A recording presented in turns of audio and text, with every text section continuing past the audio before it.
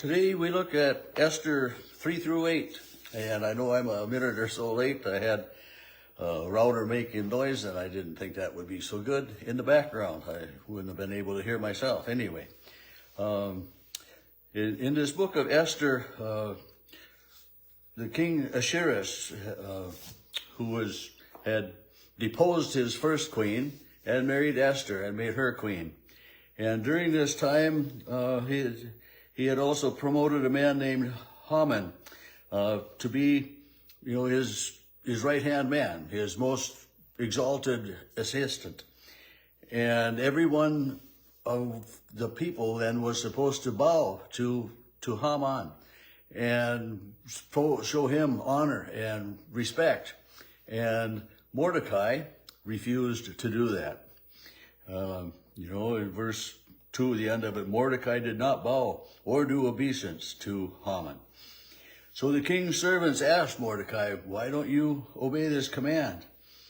And, he just said, well, I'm a Jew, And so then Haman found out that Mordecai was a Jew, and that was his reason. It says he was infuriated. And he didn't want to lay hands on Mordecai himself. He didn't want to dirty himself with doing something to Mordecai, but he decided to do something even worse. He was going to get rid of all the Jews. And so he went to the king. And, starting in verse 7 of chapter 3, this is the story. He goes to the king, and if it pleases the king, let a decree be issued for the destruction of all of these people, these Jews, total annihilation of those, and I'll give 10,000 talents of silver into the hands of those, as a bribe, right? I mean, you can't label it anything else than that as a bribe. But I'll give 10,000 talents of silver if you issue a decree to just destroy all of these Jews, men, women, children, everyone, down to the very last one. And the money is given, the people as well. Do with it as seems good to you. King Ahasuerus trusted these words of Haman, even though he didn't really understand what was going on. And so the king's secretaries were summoned, and these decrees were written to be spread throughout the whole country. I mean, it wasn't just one piece of paper, but many, one to go to this town, one to go to that town, and, one for every town and district around, to the officials of these towns, that on this certain day, on the 13th day of the 12th month, that every Jew would be killed. And the letters are all sent. And then it says, the last verse of chapter 3, the king and Haman sat down to drink, but the city of Susa, this was where the king lived, where the palace was, and where the king was in residence, was in turmoil. And Mordecai found out then what had been done, and he put on sackcloth and put ashes on his face, a sign of mourning, a sign of pain and everything. But he went up to the entrance of the king's gate. There was a gate around the palace and everything for protection, of course, but he couldn't go in as long as he was dressed in sackcloth. But he sat by the gate lamenting. And Esther's maids found out what was going on, and she sent nice clothes for Mordecai, for this man who raised her, the man she looked at as a father figure. He would not accept him. And so she communicates back and forth, and Mordecai tells her about this decree that has gone out, that all Jews will be killed. And he says to her in verse 13, do not think that in the king's palace you will escape any more than other Jews. And then I think verse 14 is important. For if you keep silence at a time such as this, relief and deliverance will rise from another quarter. If you keep silence. I mean, it's when you see something wrong, speak up. It's don't just sit back and say, well, somebody else will do it. But when you see something wrong, and it's just like, with all of the bullying and everything goes on in our world, that, if you see something wrong going on, speak up about it, When you're in the right, speak up. And then he says this to her, perhaps you have become a royal dignitary, just just for such a time as this. Maybe God has been at work in this, and you, as a Jew, are queen for this purpose at this time, to protect and preserve the Jewish people. As all of that is kind of written in there. And she replies, he hasn't called for me for 30 days, but I will go in 3 days' time.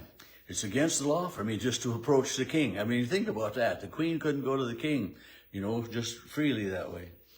But on the third day, she put on her royal robes, and she appeared there, and King Ahasuerus saw her and was pleased with seeing her, and says, what is your request? And so she has a plan, and she says to the king, I would like to invite you and Haman to a banquet tomorrow.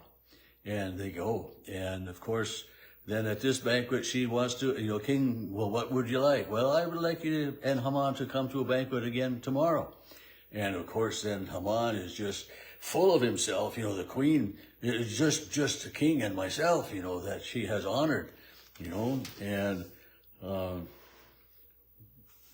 but, that it comes to be that as he's gone out after that first meal, he sees Mordecai at a gate. And again, Mordecai doesn't bow down to him, doesn't do anything.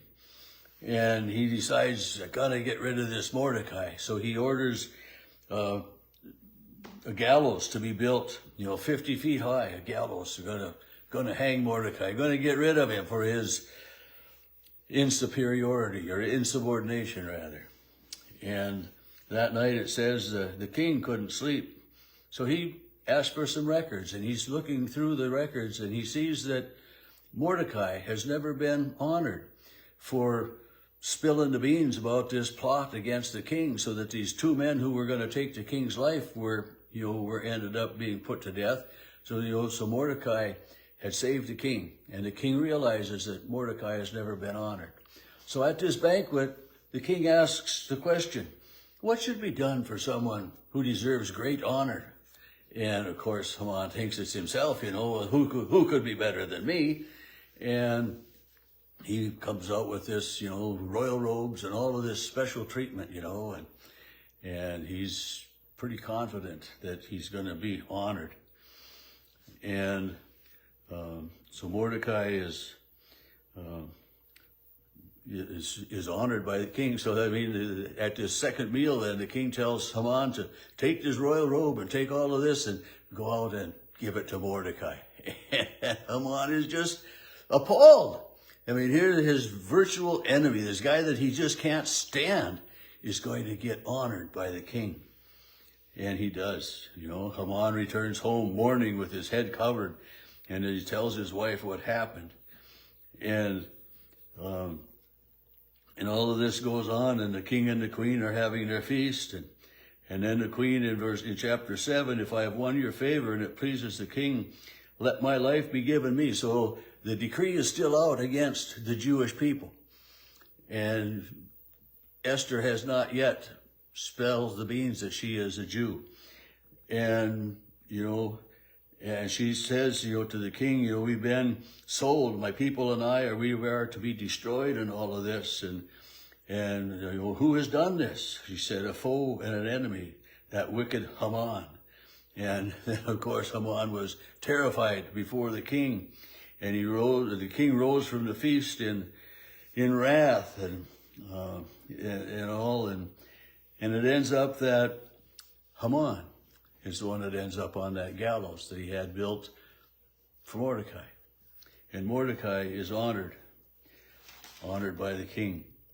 And the Jews are spared from that horrendous trial and everything that way. So I'll talk maybe a little bit more about chapter 8 tomorrow, and we'll go from there. But as for today, may you be blessed in all things.